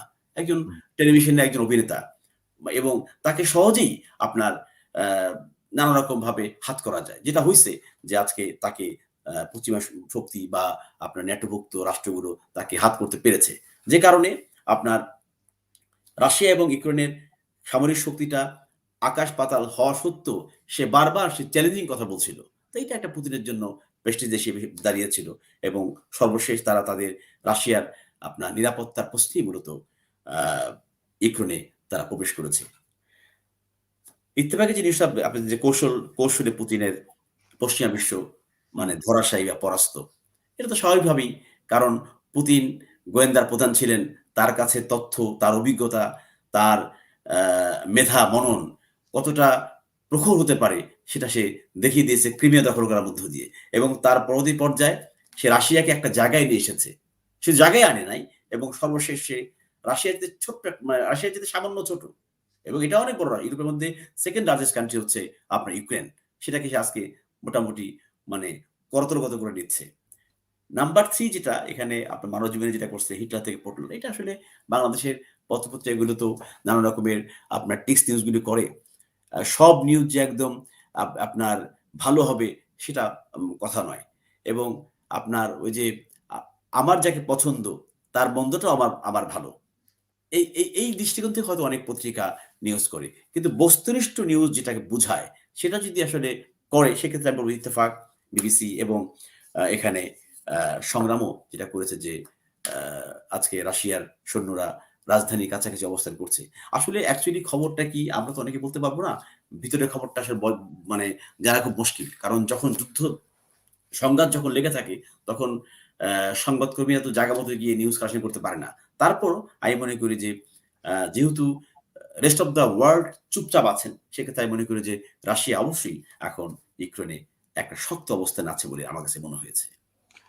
ধন্যবাদ। এই শক্ত অবস্থা আরেকটা জিনিস আমি আপনার সাথে এটি একটু শেয়ার করতে চাই। সেটি হচ্ছে যে গত সোমবার কিন্তু ভ্লাদিমির পুতিন অনেক কথাই বলেছেন। তার মধ্যে আরেকটি মারাত্মক কথা তিনি ইঙ্গিতমূলকভাবে বলেছেন। সেটি হচ্ছে তিনি বলেছেন যে পারমাণবিক শক্তি যেটি, যে ইউনিটগুলো রয়েছে রাশিয়ার, সেখানে তিনি ইতিমধ্যে তাদেরকে বলে দিয়েছেন সতর্ক অবস্থায় থাকার জন্য। তো এটি থেকে অনেক বিশ্লেষকরা আশঙ্কা করছেন যে এই যুদ্ধটি একটি স্নায়ুযুদ্ধের মতো এখন চলছে। কিন্তু পরবর্তীতে এটি যদি একটি ভয়ংকর যুদ্ধে রূপ নেয়, ৩য় বিশ্বযুদ্ধ বা পৃথিবীর সবকিছু একটি উজাড় হয়ে যেতে পারে। এই ধরনের কোনো আশঙ্কা আছে কিনা? এই এই যে আদেশটি তিনি দিয়েছেন এবং এটি তার জাতীয় অ্যাম গণমাধ্যমে আসছে, টেলিভিশনে আসছে। এটির পেছনে কি মনে করতে পারেন? যে পারমাণবিক হুমকি দিচ্ছেন নাকি তিনি না, এটা আমি পশ্চিমা দেখেছি। শক্তিকে? আমি এটা দেখেছি। তবে এটা হতে হুম। পারে একটা থ্রেট হতে পারে। কারণ আ অন্যান্য রাষ্ট্রগুলি তো নানা রকম কথা বলছে। সেক্ষেত্রে তো পুতিন স্বাভাবিকভাবেই একটা ভয় হুম, দেখাবে। দেখো সে তো বলছেই যে যদি রাশিয়ার এই প্রবেশ নিয়ে যদি কেউ কথা বলে, বাড়াবাড়ি করে, নাক গলায় হস্তক্ষেপ করে, তাহলে তাদেরকেও সে দেখে দেবে। সে কিন্তু ওই যে ভোরবেলা যেদিন ঘোষণা করলেন, তার বক্তব্যে কিন্তু সেটা বলেছেন। এবং তার পরবর্তীতে গতকাল সম্ভবত এটা বলেছে সে যে পারমাণবিক চুল্লিগুলোকে সে রেডি রাখতেছেন। এটা একটা থ্রেট। তবে আমার কাছে মনে হয় না সরোয়ার ভাই যে আল্টিমেটলি 3rd ওয়ার্লড ওয়ার লাগবে। কারণ গোটা পৃথিবী মানে এখন অনেক সচেতন। অনেক। আমার বাড়ি, আমার বাড়ির বারান্দায় যদি আপনি এসে যদি হামতাম করেন, আমি তো সহ্য করব না। না। ব্যাপারটা এমনই ঘটছে। যে কারণে মানে অন্যান্য রাষ্ট্র তারা ডাইরেক্ট বলতে পারতেছে না। যে কেউ বলে যুদ্ধ, কেউ বলে অনুপ্রবেশ, কেউ বলে যে আমরা আমরা দেখছি, অবজার্ভ করছি। বড় যারা ভোটিং পাওয়ার যাদের জাতিসংঘে, তারাও কিন্তু এখানে আপনার দ্বিধা বিভক্ত। সুতরাং আপনার থার্ড ওয়ার্ল্ড ওয়ার লাগতে গেলে তো অবশ্যই জাতিসংঘের যেই স্থায়ী রাষ্ট্রগুলো আছে তাদের একমত হতে হবে। একমত ছাড়া সম্ভব না। এটা সম্ভবই না। এটা হচ্ছে মূল কথা। আর পুতিন যেটা করেছে, আমি তো এখনো বলি যে এটা রাশিয়ার একটা ঐতিহাসিক একটা এলাকা, একটা সীমানা। তারা সেখানে ঢুকেছে একটা বিশেষ কারণে। সে কারণ হচ্ছে যে তারা মনে করেছে যে ইউক্রেনের বর্তমান শাসক গোষ্ঠী তারা পশ্চিমা গোষ্ঠীর সাথে আতাত করেছে এবং তারা ন্যাটোভুক্ত হবে। ন্যাটোভুক্ত হলে রাশিয়ার sovereignty অর্থাৎ তাদের নিরাপত্তা বিঘ্নিত হবে। এই কারণে তারা তাদেরকে এবং তারা এটা বলেছে যে তারা দখল করবে না। এমন হতে পারে যে নিয়ন্ত্রণ নিয়ে সেখানে রুশপন্থী সরকার বসিয়ে তারা তাদের আর্মি রেখে তারা সেটাকে চালাবে। কিন্তু দখলও করে নেবে না। আমার মনে হয় যে দখল করে এইভাবে মানে যেটা বলে যে একদম মানে রাশিয়ার অন্তর্ভুক্ত করে নেবে, এটা মনে হবে না আমার কাছে মনে হচ্ছে আরকি। পুতিন কিন্তু এই কাজটা হয়তো এখানে করবে না। এখানে আরেকটি বিষয় যদি আমি একটু সংযোজন করি, আপনি লক্ষ্য করবেন যে আমরা সাধারণত যুদ্ধ মানেই হচ্ছে আমরা আমাদের ইসলাম ধর্ম থেকেও আমরা জানতে পেরেছি রাসূল সাল্লাল্লাহু আলাইহি ওয়াসাল্লামের সুস্পষ্ট হাদিস রয়েছে। সেখানে তিনি পরিষ্কারভাবে বলেছেন যুদ্ধ মানেই হচ্ছে ধোঁকা। হ্যাঁ, তো এখানে এই যে প্রপাগান্ডা ওয়ার, আমরা যুদ্ধের যে সমস্ত সংবাদ পাই, আমি ব্যক্তিগতভাবে মনে করি তার ৫০ ভাগই মিথ্যে হতে পারে এবং বাকি ৫০ ভাগকে সত্য মনে করে তাও আবার যাচাই বাছাই বা বিশ্লেষণ করি। এখানে একটি জিনিস লক্ষ্য করবেন, আরেকটি প্রপাগান্ডা চলছে, সেটি বলা হচ্ছে যে এম রাশিয়া হচ্ছে পৃথিবীর মধ্যে সবচেয়ে শক্তিশালী বড় অর্থোডক্স খ্রিস্টানের একটি দেশ। যখন এই কথাটি যখন আসে, একটু খুব মনোযোগ সহকারে আমার এই প্রশ্নের জবাবটা আমি আপনার কাছ থেকে চাইবো। যখন কোনো জাতীয় গণমাধ্যমে বা কোনো বিশেষ বিশ্লেষকের বিশ্লেষণের মধ্যে এইভাবে যখন আসে যে রাশিয়া হচ্ছে অর্থোডক্স খ্রিস্টানের একটি খুব শক্তিশালী এবং বড় দেশ, তাহলে প্রশ্ন এসে যায়। আপনি যখন এটা ধর্মযুদ্ধের একটি প্রশ্ন এসে যায়। কারণ আমরা জানি ইস্টার্ন ইউরোপ যেটি সেখানকার যেমন রোমানিয়া, তারপরে অনেকগুলো কান্ট্রি আছে, সেগুলা কিন্তু অর্থোডক্স খ্রিস্টান। ইভেন গ্রিস পর্যন্ত এগুলা অর্থোডক্স খ্রিস্টানের দেশ। এমত অবস্থায় এই যুদ্ধ যদি দীর্ঘদিন হয়, আমার প্রশ্ন হচ্ছে, এবং আমরা জানি ন্যাটোর মধ্যে অনেকগুলো রাষ্ট্রই রয়েছে যেগুলো অর্থোডক্স খ্রিস্টানের। তো ভাইয়ের প্রতি ভাইয়ের একটি টান, একটি সহানুভূতি, একটি সিম্প্যাথি এটা তো থাকবে, থাকবে না? থাকবে। আর পৃথিবীতে আমরা দেখি যে সবচেয়ে মারাত্মক, ভয়ানক এবং গভীর সিম্প্যাথি হচ্ছে ধর্মীয় সম্পর্কের সিম্প্যাথি যেটি। সেই ক্ষেত্রে কি এই যুদ্ধ যদি সামনের দিকে অগ্রসর হয়, সেখানে এটির মোড় কি কোনোভাবে অন্যদিকে যাবে কিনা? আমি ক্রুসেডারদের কথা একটু স্মরণ করিয়ে দিচ্ছি একাদশ, দ্বাদশ শতাব্দীর দিকে। এটি কি আপনি কিভাবে দেখেন?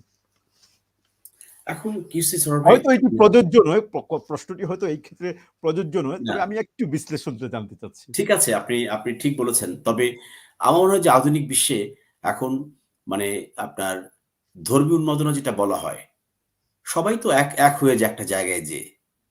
সবাই কিন্তু এক হয়ে যায়। কি বলে রাশিয়া, কি বলে আমেরিকা, কি বলে আপনার আমি আজকে ধর্মীয় আলোচনা করতে চাই নাই। তারপরে যা প্রশ্ন করেছেন যে আপনি ইসলামের বিরুদ্ধে কিন্তু সবাই এক হয়ে যাবে। এটা একটা ব্যাপার। এখন অর্থোডক্স এবং অন্য অর্থোডক্সের মানে ভাইদের জন্য দরদ থাকবে কিনা? আমার আধুনিক বিশ্বে এখন এটা মনে হয় এটা আর মনে হয় যে কার্যকরী না। ক্রুসেডের ইতিহাসও তো আপনি জানেন। ইউরোপে তো ক্রুসেড হইছে। অর্থোডক্সের সাথে প্রোটেস্ট্যান্ট, তারপরে ক্যাথলিক নানা রকম। কিন্তু আপনার আল্টিমেটলি কিন্তু তারা যখন আবার মুসলমানদের বিরুদ্ধে যখন দাঁড়িয়েছে, তখন তারা সব এক হয়ে গেছে। তাই না? তারা এক হয়ে গেছে। তো আমার মনে হয় না যে রাশিয়াতে এবং ইউক্রেনে তো আপনার প্রায় 60% সম্ভবত 60 প্লাস সম্ভবত ওরা খ্রিস্টান ইউক্রেনে।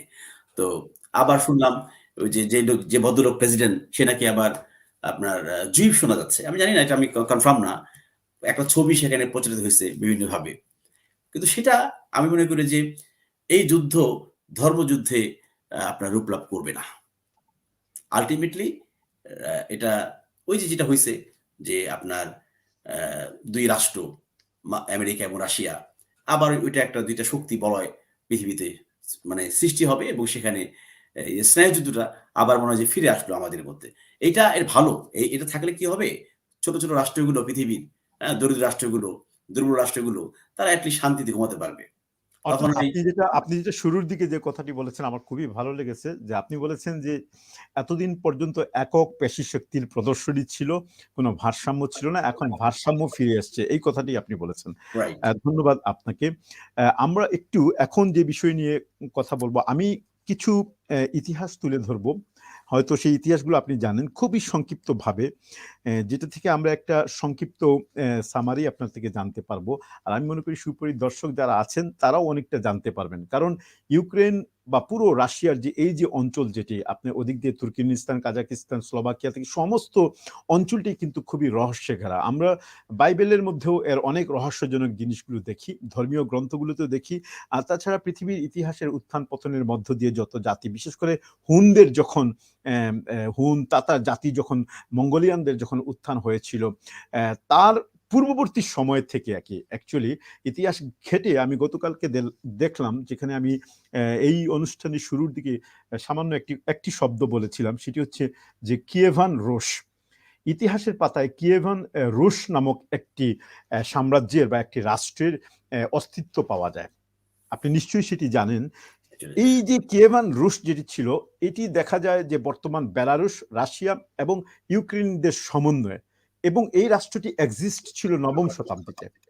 নবম শতাব্দীতে এটির এক্সিস্ট ছিল, কিন্তু পরবর্তীতে একটি জিনিস লক্ষ্য করা যায়, এই যে যে ইউক্রেনের যে জায়গাটি বা রাশিয়ার যে এই যে প্রত্যন্ত অঞ্চলটি, এটি কিন্তু কোনো কালেই যারদের আগমনের পূর্ব পর্যন্ত, তারা ক্ষমতায় আসার পূর্ব পর্যন্ত কোনো জাতি কিন্তু এটাকে ধরে রাখতে পারেনি। অনেক পৃথিবীর বড় বড় শক্তিশালী সাম্রাজ্যগুলো, অনেক দুর্দান্ত দুর্ধর্ষ জনগোষ্ঠী কিন্তু আক্রমণ করেছে যুগে যুগে, এগুলোতে ১০০ বছর, ৫০ বছর, ১৫০ বছর এইভাবে তারা শাসন করেছে, পরে এগুলো ছেড়ে চলে গেছে। কিন্তু এত কিছুর পরেও যে জিনিসটা আমি বলতে চাচ্ছি সেটি হচ্ছে যে দেখা যায় এদের ভাষা, যেমন ইউক্রেন, বেলারুশ এবং যে খুবই পাশাপাশি, এদের সংস্কৃতি খুবই পাশাপাশি, এদের যে খাদ্য অভ্যাস এগুলো খুবই কাছাকাছি। এই যে সব জিনিসগুলো এত কাছাকাছি, এগুলোর পরিণামে যে অনেকেই আশঙ্কা করছেন যে, বা রাশিয়ার যে দাবি সেটি হচ্ছে যে এই সবগুলো মিলিয়েই কিন্তু আমরা একটি জাতি, এই সব মিলিয়েই কিন্তু আমরা একটি জাতি। এবং সবচেয়ে গুরুত্বপূর্ণ লক্ষণীয় বিষয় হলো, আমি কিয়েভের সিটি নিয়ে যেটি বলবো, সেটি হচ্ছে যে এই সিটিটি হচ্ছে, এটি নাকি মস্কোর থেকেও পুরনো। অর্থাৎ যখন কিয়েভান রুশ ছিল তখন এই সিটিটি এক্সিস্ট ছিল। এই সিটিটি যখন এক্সিস্ট ছিল তখন এটির পজিটিভ ছিল যে পুরো রাশিয়া অঞ্চলটাই নাকি, ওখানে পানির একটি সংকট এখনো পর্যন্ত রয়েছে। বাল্টিক সমুদ্রের নিকটবর্তী অঞ্চল ছাড়া তাদের কিন্তু পানির তেমন কোনো সুবিধা নেই। তো কিয়েভেক এই সিটিটি তখন বেলারুশ এবং রাশিয়া এবং ইউক্রেনের প্রাচীন সিটি। এখন দাবি উঠেছে যেটি, সেটি হচ্ছে যে সবাই বলছে যে এটি আমাদের প্রাচীন সিটি, মস্কো নয়, বরং এটিকেই আমাদের নতুন প্রজন্মের জন্য নতুন সিটি হিসেবে আমরা দেখতে চাই, মস্কোর পরিবর্তে এই সিটিকে। এটিকে আপনি কিভাবে দেখেন? এটি ইতিহাস বলছে। তো আসলে কি এই কারণেই কি রাশিয়া আগে থেকেই তাদের সমস্ত ঐতিহাসিক স্থাপনা, ঐতিহাসিক যে সমস্ত নিদর্শন রয়েছে এবং তাদের যে পূর্বপুরুষ, যেটি আমরা যদি পূর্বপুরুষ শব্দটি ব্যবহার করি, মানে তাইলে বলবো যে তাদের সংস্কৃতির যে পূর্বপুরুষ, সেটিকে ধারণ করার জন্য, সেটিকে ধরে রাখার জন্য এবং আগামীতে পশ্চিমা বিশ্বের সাথে মোকাবেলা করার জন্য এক জাতি, এক রাষ্ট্র, এক ভাষা, এই ধরনের কোনো কিছুর চিন্তা ভাবনা করছে কিনা, এই বিষয়ে যদি আপনি একটু বলতেন। আমি একটু ইতিহাস বললাম, আপনি হয়তো এর ব্যাখ্যাটা একটু বুঝতে পেরেছেন ধন্যবাদ যে আমি কি প্রশ্ন সরোয়ার করব। ভাই। জি। না, ঠিক আছে, আপনার সাথে আমি অনেকটা একমত যে মস্কোর তো আসলে ইতিহাসটা বেশি না, কি বলে, প্রাচীন না। না। যেটা বললেন যে ইউক্রেনের যেই কিয়েভ আসবে, যে কিয়েভ যেটা শহর যেটা, সেই শহরটা কিন্তু অত্যন্ত প্রাচীন শহর বলা হয়। এবং এদের যে ভাষা, সংস্কৃতি, এদের যে কালচার, কৃষ্টি, এদের খাদ্যাভাব যেটা বলেন, সবকিছু, এবারে সাহস, সবচেয়ে বেশি সাহসটা। আর এখানকার মেক্সিমাম ল্যান্ডগুলো হচ্ছে সমতল ল্যান্ড। হুম। মেক্সিমাম একদম প্লেন ল্যান্ড। যে কারণে তারা স্বাভাবিকভাবেই চাইবে যে তারা একটা জাতি হিসেবে পৃথিবীতে আবির্ভূত হোক।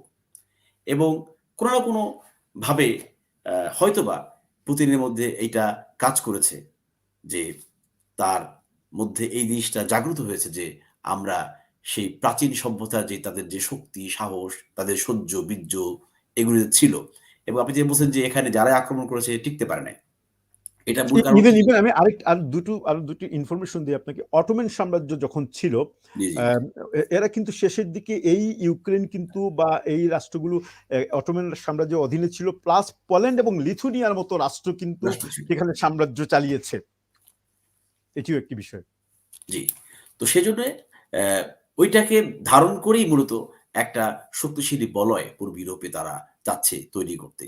এবং সেই তৈরির এটা আমার কাছে মনে হয়, আমি জানি না, আমি এটা রাশিয়ার যারা think tank বা যারা রাশিয়াকে অর্থাৎ সামনের দিকে এগিয়ে নেওয়ার জন্য পুতিনকে সহায়তা করছে মেধা মনন দিয়ে, তারাই এটা কারণ এটা অনেক খোলাখুলি না, অনেক কিছু খোলাখুলি না।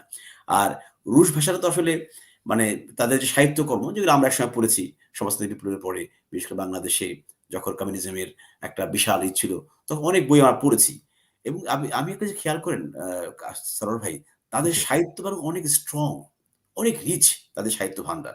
এবং তাদের কি বলে কবিতা, গল্প, তাদের আ রাজনৈতিক বিশ্লেষণ অনেক হাই। এবং সেগুলো আমরা ওই বাংলা অনুবাদ করার কারণে আমরা পড়ার সুযোগ পেয়েছি।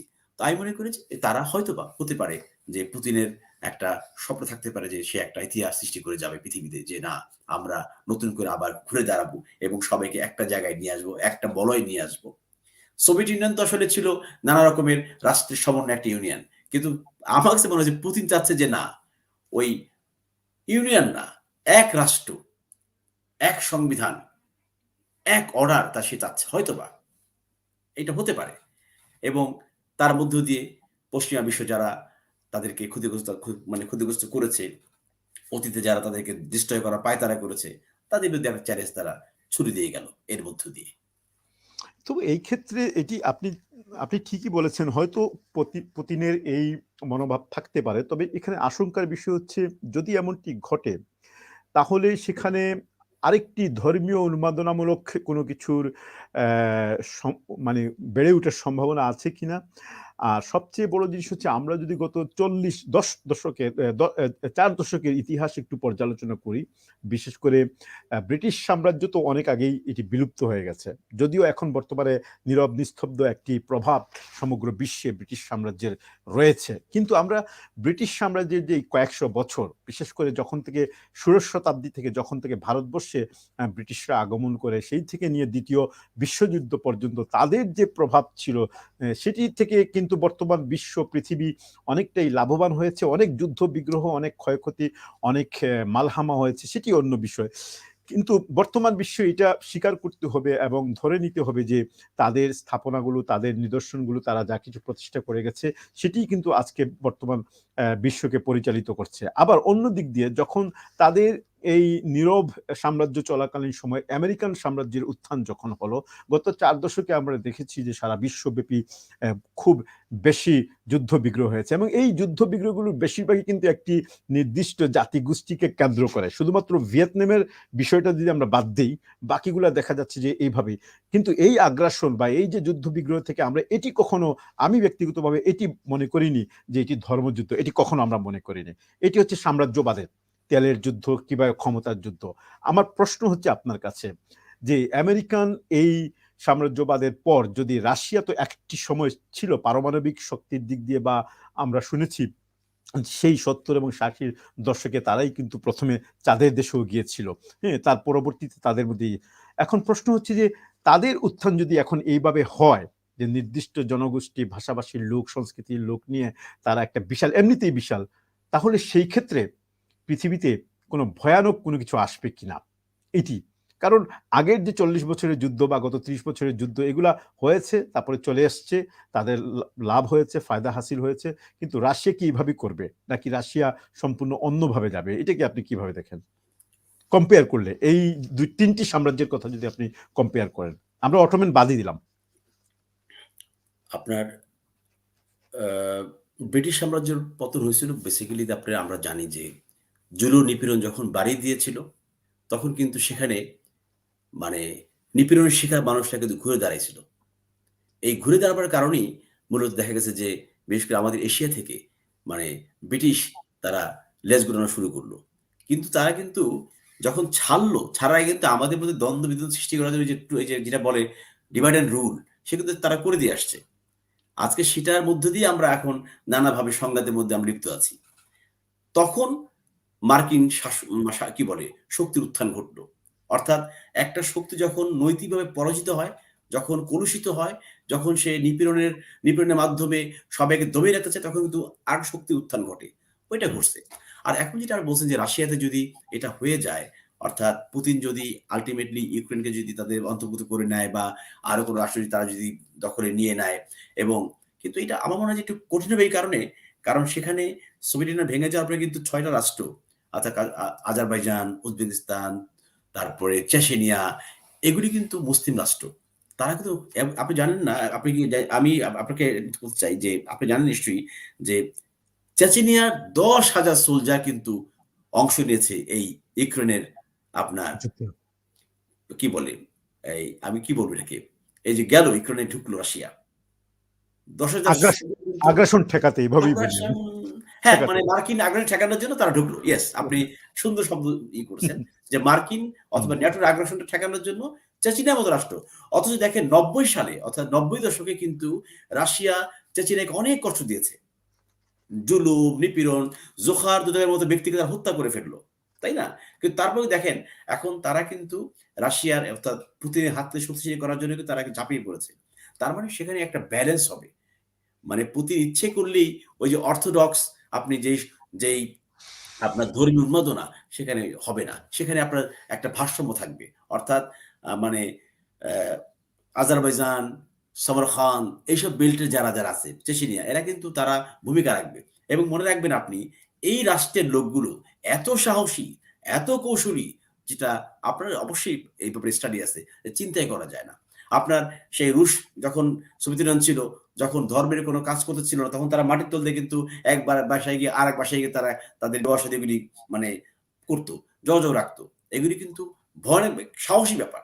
সেই লোকগুলো থাকবে সেখানে। আমি মনে করি যে পুতিন যদি বা পুতিন বলব না, হয়তো পুতিন থাকবে না। কিন্তু যারা আসবে এর পরবর্তী পর্যায়ে এটাকে এগিয়ে নিয়ে যাওয়ার জন্য, সেখানে অবশ্যই মুসলিম জনগোষ্ঠীর একটা ভূমিকা সেখানে থাকবে।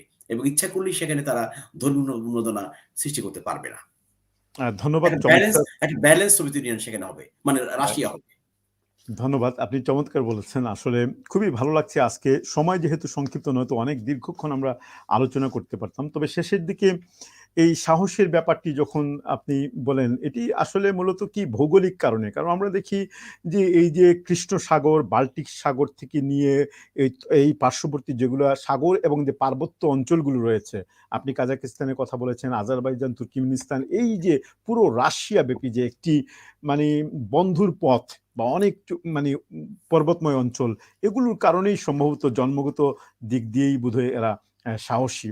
এবং এটি আমাদেরকে বোধহয় মানতেই হবে, কারণ আমরা দেখি যে পৃথিবীর ইতিহাসে যত বড় বড় অভ্যুত্থান হয়েছে, যত বড় বড় ধ্বংসযজ্ঞ হয়েছে, সেগুলো যে সমস্ত জায়গা থেকে হঠাৎ করে এসে মানে পঙ্গপালের মতো আক্রমণ করেছে, তার মধ্যে আমরা মঙ্গোলিয়ার কথা যদি বলি, চৈনিকদের কথা যদি বলি, সেই প্রাচীন যুগের হুনদের কথা যদি বলি, তাতারদের কথা যদি বলি, এরা কিন্তু ওই সমস্ত এলাকারই মানুষ।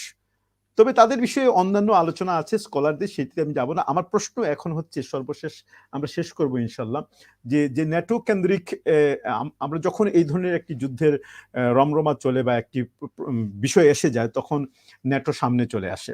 আমরা দেখি যে ন্যাটোর অন্তর্ভুক্ত রাষ্ট্রগুলোর মধ্যে শুধুমাত্র তার্কি ছাড়া আর কোনো মুসলমান রাষ্ট্র সম্ভবত ন্যাটোর অন্তর্ভুক্ত নেই। আপনি কি মনে করেন যে ন্যাটো যেইভাবে এই দ্বিতীয় বিশ্বযুদ্ধের পর ন্যাটো যেভাবে মানে বানানো হয়েছে এবং তারা একটি জোটের মাধ্যমে তাদের স্বাধীনতা, সার্বভৌমত্ব, নিরাপত্তা থেকে শুরু করে প্রত্যেকটা জিনিসকে গত ৭০ বছরে কিন্তু প্রায় ধরে রেখেছে এবং নিরাপদ রেখেছে। আপনি কি মনে করেন এই ন্যাটোর মতো অন্যান্য দেশগুলো এই ধরনের কোনো ট্রিটি বা এই ধরনের কোনো অর্গানাইজেশন করলে সেটি সরাসরি ন্যাটোর সাথে সাংঘর্ষিক হয়ে যাবে, বা বর্তমান ন্যাটোর যে সমস্ত রাষ্ট্র আছে বা জাতিসংঘ নামক যে মধ্যস্থতাকারী অর্গানাইজেশনটি আছে, যেটাকে আমি সবসময় মধ্যস্থতাকারী বলি না, তারপর আমি বলতে হয় যে এরা অনুমোদন দিবে, যদি দেয় তাহলে কেমন হবে? আর আপনি মনে করেন নাকি ন্যাটোর মতো আরেকটি এভাবে হওয়া প্রয়োজন মুসলমান রাষ্ট্রের, অথবা রাশিয়া যদি তার মানে বন্ধুপ্রতিম রাষ্ট্রগুলোকে নিয়ে, চায়না আছে, এদেরকে নিয়ে এভাবে করতে পারে কিনা? ধন্যবাদ সৌরভ ভাই।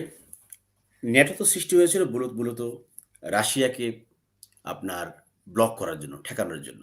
রাশিয়াকে তারা শায়েস্তা করার জন্য, আমি মানে সরাসরি শায়েস্তা করার জন্য ন্যাটো সৃষ্টি হয়েছিল।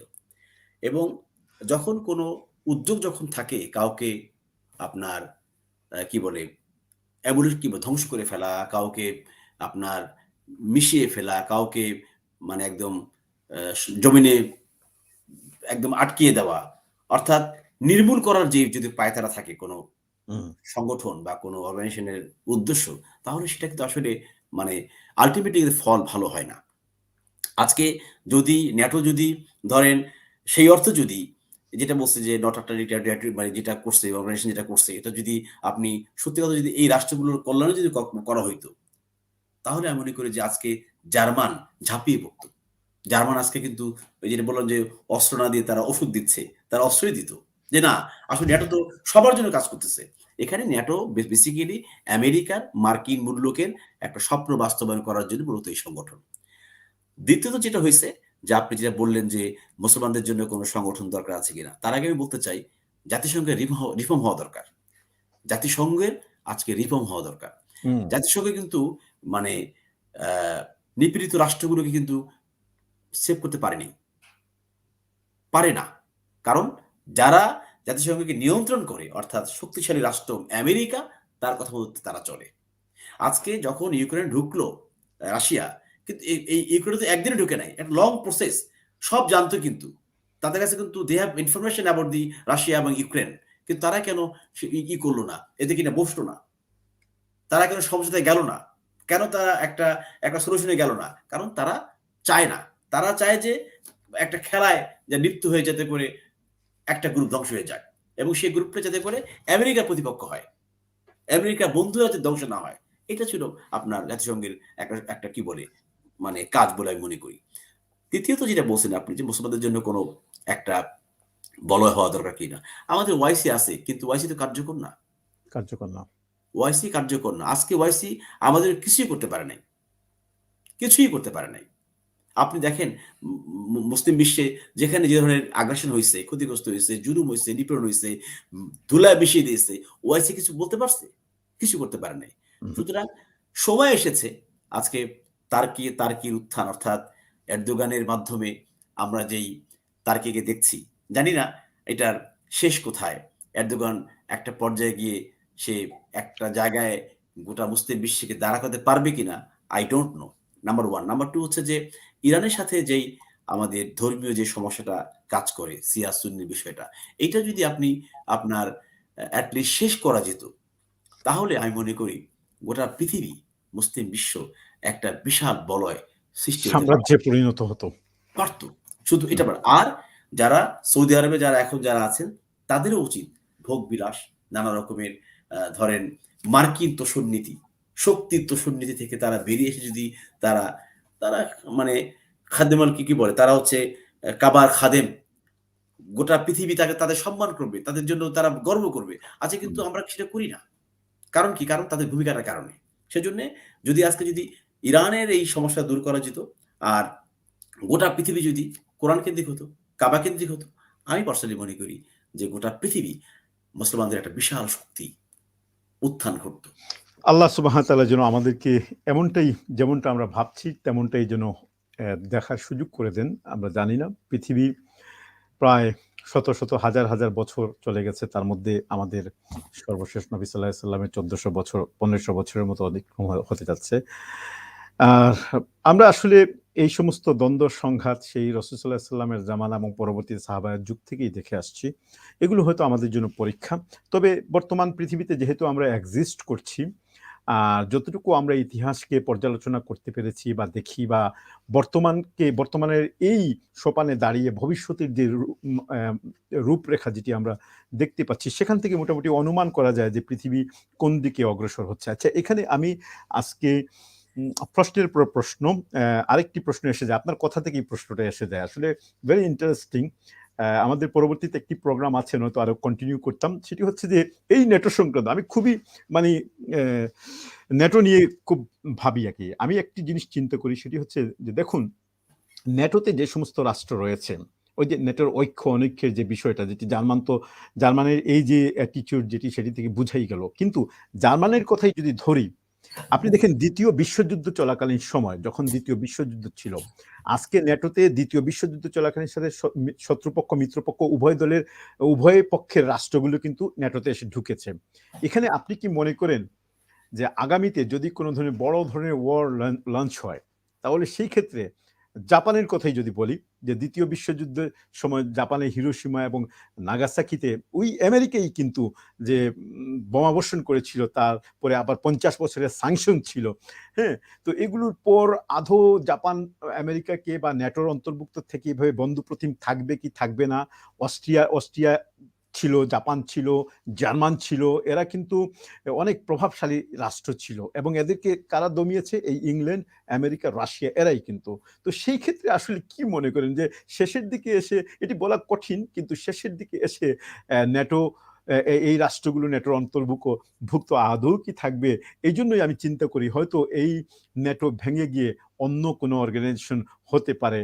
এবং যেভাবে এখন দেখা যাচ্ছে যে রাশিয়ার উত্থান এবং আমেরিকা এবং রাশিয়ার মধ্যে আবার ন্যাটোর অন্তর্ভুক্ত থাকার পরও তাদের মধ্যে বৈরী ভাব, এই বিষয়টাকে আপনি কিভাবে দেখবেন? যে এই যে দ্বিতীয় বিশ্বযুদ্ধের সময়কার শত্রুরা একত্রিত হয়ে আবার তাদের শত্রুকে আবার তাদের বন্ধুর উপরে আক্রমণ করছে, এটি কতদিন পর্যন্ত বিশ্বের এই চলমান গতিকে অতিক্রম করে সামনের দিকে যাবে? এটি বলবেন, তারপর আমরা প্রোগ্রামটা শেষ করবো ইনশাল্লাহ।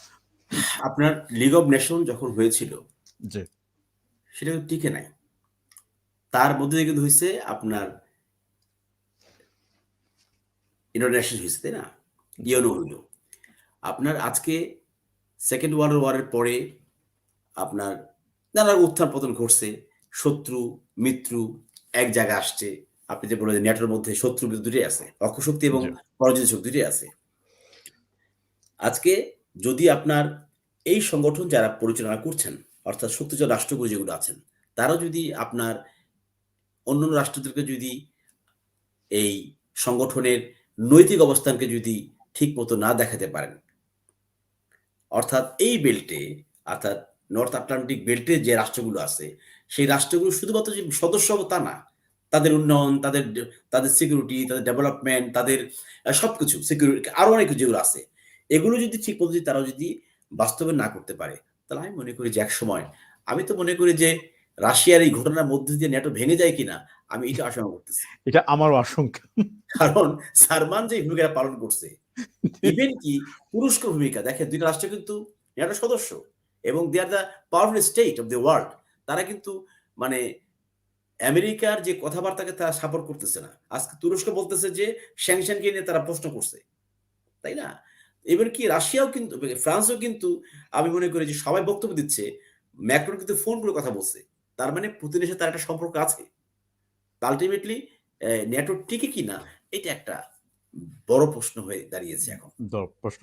আচ্ছা, আমরা দুই একটি অনেকগুলো কমেন্টস এসছে, শত শত মানুষ আমাদেরকে এই মুহূর্তে দেখছেন, বা দুই একটি কমেন্টস আমি একটু পড়ে নিচ্ছি। তানবীর হাসান তামিম, তিনি বলছেন যে ওয়াইসির কাজ হচ্ছে রোনাল্ডো দুবাই কাতার গেলে কিভাবে তাকে সম্মান জানাবে তা নিয়ে ব্যস্ত।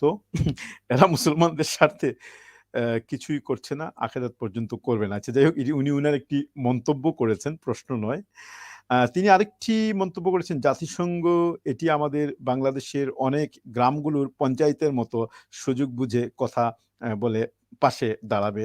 একেবারে যে মানে ফেলে দেওয়ার মতো নয়। আমরা এইভাবেই আসলে চিন্তা করছি। ধন্যবাদ তানভীর হাসান তামিম। আরেকটি মন্তব্য তিনি করেছেন, রাশিয়া হতে যাচ্ছে আগামীর বিশ্বের প্রভাবশালী দেশ থাকবে, আর প্রভাবশালী দেশ থাকবে চীন সাথে।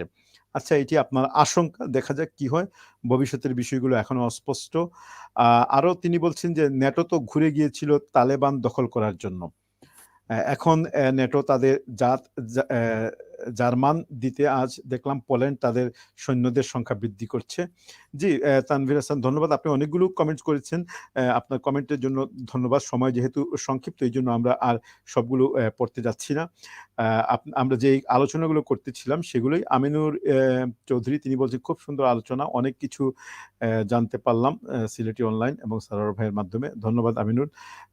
থালবুল এমডি থাবুল বলছেন, যত তাড়াতাড়ি ইউক্রেন দখল হবে ততই বিশ্বযুদ্ধের সম্ভাবনা কম হবে। এটি এটি এই এই এই মন্তব্যটি একটু ব্যতিক্রমী মন্তব্য, তাই না? জি, জি, ধন্যবাদ। জি। আপনি কেন বলেছেন আমরা বুঝতে পারছি না। হয়তো আমার অতিথি সেটি বুঝতে আপনি কিছু বুঝলেন যে উনি বলছেন যে যত তাড়াতাড়ি ইউক্রেন দখল হবে ততই বিশ্বযুদ্ধের সম্ভাবনা কমবে। বাড়বে বলেননি, কমবে বলছেন। এটি নিয়ে একটু বিশ্বযুদ্ধে আলোচনা যে করুন। দখল হয়ে গেলে তো আর থাকবে না। ওই হত্যা, তারপরে মানুষজন মারা যাচ্ছে, ক্ষতিগ্রস্ত হচ্ছে, সম্পদ আচ্ছা, নষ্ট হচ্ছে, বোম্বিং হচ্ছে, এগুলো বন্ধ হয়ে যাবে। আল্টিমেটলি তখন তো আর পরাশক্তিরা পারবে না। মানে নানা কথা বলে যে আমাদের ঢুকতে হবে। আর হবে না, বিশ্বযুদ্ধ হওয়ার সুযোগ নাই। সুযোগ নেই, রাশিয়ার সুযোগ নেই। সঙ্গে যাবে না। আর যাবে। যেহেতু এটি বুঝেই ন্যাটোভুক্ত যাচ্ছে যাবে না। রাষ্ট্রগুলো খণ্ডিত, দ্বিধা বিভক্ত, সেখানে হবে না। যুদ্ধ হওয়ার জন্য তো ঐক্য দরকার। আরেকটি মোহাম্মদ সাজন তিনি একটি মন্তব্য করেছেন, ইউক্রেনের পাপের ফসল ইসরায়েলের যখন ফিলিস্তিনের উপর ইসরায়েলরা যখন হামলা চালালো তখন ইউক্রেনের প্রেসিডেন্ট ইসরায়েলের পক্ষে সমর্থন দিয়ে। এগুলো আসলে অনেকটা এগুলো এগুলো এ এ রাজনৈতিক এ এগুলো যার, যার অবস্থান থেকে কথা আম বলছে আরকি। জি, জি। মূল ফ্যাক্ট ওইটাই। আপনার ঐতিহাসিকভাবে ইউক্রেন রাশিয়ার অংশ। রাশিয়াকে ক্ষতিগ্রস্ত করার জন্য ইউক্রেন ন্যাটোভুক্ত হওয়ার জন্য পায়তারা করেছিল। তারা মার্কিন এবং তার সম্প্রদায়ের সাথে তারা ঐক্য করছে এবং এইটাকে তারা চ্যালেঞ্জ হিসেবে নিছে। সুতরাং রাশিয়া তাদেরকে দেখিয়ে দিল। এই আরকি। ধন্যবাদ সুপ্রিয় দর্শক। আপনাদের সকলকে অসংখ্য ধন্যবাদ। দীর্ঘ সময় থেকে প্রায় ১ ঘন্টা ৮ মিনিটের এই এপিসোডটি ছিল আমাদের। আমরা এখন প্রায় শেষের দিকে চলে এসেছি। আপনারা যারা এতক্ষণ পর্যন্ত দীর্ঘ সময় থেকে ধৈর্য সহকারে আমাদের সাথে ছিলেন, আপনাদের অসংখ্য ধন্যবাদ। সাম্প্রতিক ঘটনাবলীর উপরে আমরা অনেকদিন পর আজকে এই লাইভটি নিয়ে এসেছিলাম। আমাদের সাথে অতিথি ছিলেন অত্যন্ত সম্মানিত ফ্রান্স প্রবাসী সম্মানিত মানবাধিকার কর্মী এবং তিনি পেশায় একজন সাংবাদিক। তিনি আমাদেরকে অত্যন্ত সুন্দরভাবে অনেক কিছু বিশ্লেষণ করে বুঝিয়েছেন। আমরা অনুষ্ঠান শেষ করার আগে তার কনক্লুশন বক্তব্য ১ মিনিটে শুনতে চাইবো, তারপর শেষ করবেন। আপনাকে অসংখ্য ধন্যবাদ আমাদের সাথে আজকে যোগ দেওয়ার জন্য। সবশেষে আমাদের দর্শক শ্রোতাদের জন্য আপনি কি বলতে চাইবেন? এবং এই সবকিছু মিলিয়ে? ধন্যবাদ সরোয়ার ভাই। আমি আসলে আপনার কাছে অনেক কথা শুনলাম। আমিও সমৃদ্ধ হলাম আপনার নানা রকমের জ্ঞানগর্ভ আলোচনা শুনে। আমার সর্বশেষ যে কথা হচ্ছে এটা যে Facebook এ সামাজিক মাধ্যমে ইদানিং আমাদের বাংলাভাষী ভাইয়েরা বা বোনেরা নানা রকমের কমেন্টস ট্রোল করছেন ইউক্রেন সম্পর্কে। আমি মনে করি যে এট লিস্ট ইউক্রেন এবং সোভিয়েত ইউনিয়নের ঐতিহাসিক ইতিহাসগুলো জেনে সাম্প্রতিক নানা রকমের ঘটনাগুলোকে বুঝে পড়াশোনা করে এট লিস্ট আমাদের উচিত কমেন্টস করা। শুধু একদম আবেগতাড়িত হয়ে একদম রাশিয়া ঢুকে গেছে, আমরা ইউক্রেনের পক্ষে, রাশিয়ার বিপক্ষে এ ধরনের মন্তব্যগুলো না করে বেসিক্যালি আমি মনে করি যে জ্ঞানগর্ভ আলোচনা হওয়া দরকার, কমেন্টস হওয়া দরকার। তাহলে আমরাও সমৃদ্ধ হব, আপনারাও আমি মনে করি যে আমাদের মাধ্যমে সমৃদ্ধ হবেন। আমরা নিশ্চয়ই পৃথিবীতে অশান্তি চাই না, যুদ্ধ চাই না। একটা যুদ্ধমুক্ত পৃথিবী আমরা চাই। কিন্তু যদি আমার সু আমার সিকিউরিটি যদি যখন ক্ষতিগ্রস্ত হবে, তখন স্বাভাবিকভাবে আমি ঘুরে দাঁড়াবো। আমার দেয়ালে পিঠ থেকে গেলে আমি অবশ্যই সামনের দিকে এগিয়ে যাবো। আর সর্বশেষ যেটা বলব যে, যে আশঙ্কা আমরা করছি, রাশিয়া আজকে ইউক্রেন ঢুকেছে, আমরা ভারতের দ্বারাও ক্ষতিগ্রস্ত হতে পারি। এটা আমি মনে করি যে এখান থেকে আমাদের উচিত পেরিয়ে আসা। তবে একটা শক্তিশালী বাংলাদেশ যাতে করে আমাদের দক্ষিণ এশিয়ার মানচিত্রে আমরা দাঁড়া করাতে পারি, সেদিকে অবশ্যই আমাদের খেয়াল রাখা দরকার। আপনাদেরকে আবারও জানাচ্ছি ধন্যবাদ। আপনারা কষ্ট করে আমাদের বক্তব্য শুনেছেন। ভুল ত্রুটি অবশ্যই মার্জনীয় দৃষ্টিতে দেখবেন। আপনাদের সাথে আবারও কথা হবে, দেখা হবে। সরোয়ার ভাই এবং সিলেট টেলিভিশন অনলাইনকে জানাচ্ছি অভিনন্দন, মোবারকবাদ। আপনাকে অসংখ্য ধন্যবাদ। সুপ্রিয় দর্শক, আমরা কথা বলছিলাম দীর্ঘ সময় থেকে ইউক্রেন এবং রাশিয়ার সমস্যা নিয়ে। যুদ্ধ কখনোই কাম্য নয়। একটি যুদ্ধ একটি জাতিকে ধ্বংস করে দেয়, একটি সভ্যতাকে সম্পূর্ণরূপে বিকল করে দেয়। আমরা এই যুদ্ধ থেকে বেঁচে থাকতে চাই। অতীতেও গত কয়েক দশক থেকে আমরা যুদ্ধের রমরমার মধ্যে আমাদের দীর্ঘ সময় অতিক্রান্ত হয়েছে। আমরা এর সুফল এবং কুফল দুটিই দেখেছি।